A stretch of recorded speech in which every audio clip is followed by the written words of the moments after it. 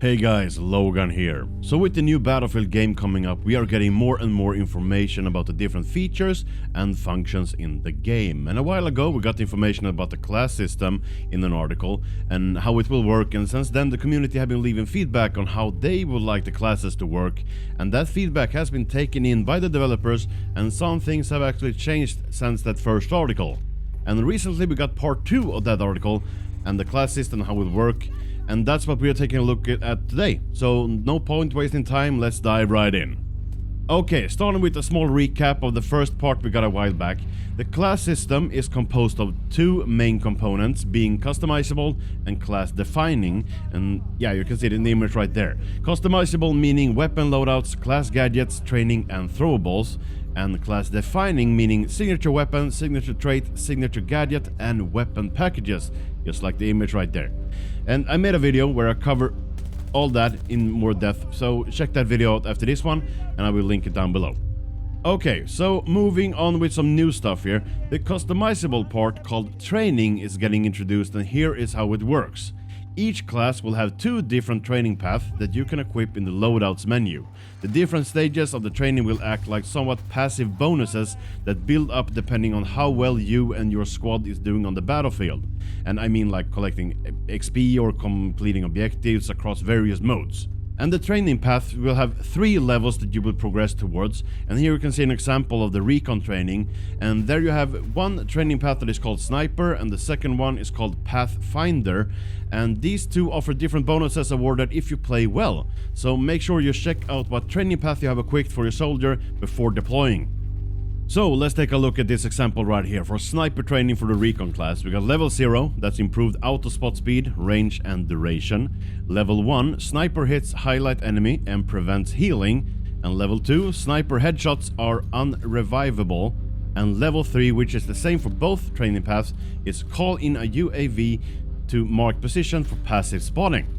This is just an example for recon class. There's a lot of different training paths for all the other, engineer, support, assault.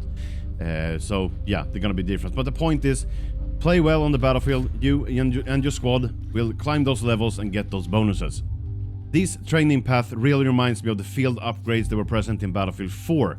They work pretty much the same. So if you play Battlefield 4, field upgrades, yeah, they work pretty much the same. But I feel the new game's training path will have more impact on the gameplay, more than the field upgrades had in Battlefield 4. Now over to class defining signature weapons, and since all classes will be able to use all the weapons in the game, we are getting signature weapons. That means that classes get some benefits when using a specific kind of weapon, just like in Battlefield 2042.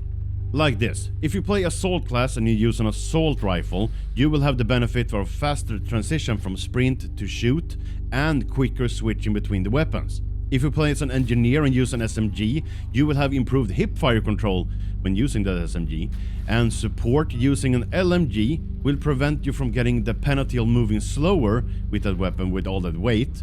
You will essentially be quicker than other classes using an LMG if you play support and use an LMG. And the recon and sniper rifles, your scope sway will decrease, you will be able to hold your breath for stability for a longer period of time, and you will also be quicker to rechambering that rifle when playing recon class. So if you are an assault class player, you use an assault rifle, you get benefits, engineers get benefits for SMGs, support with the LMGs, and recon with the sniper rifles. Okay, now over to signature trait for your class, and I think I need you to get a little update on this. Assault class will have the enhanced mobility, meaning that your assault class will have reduced fall damage and no movement speed penalty after falling. Engineers have explosive damage resistant, and yeah, that one speaks for itself. Support has faster revives, and since they are the medics on the battlefield, I feel like this is correct. Recon has aim spotting, meaning that you spot enemies when aiming down sight automatically. And again, this is just how the signature trait works right now. They can always change. They are being actively tested in Battlefield Labs as we speak. So yeah, this is where your precious feedback come in.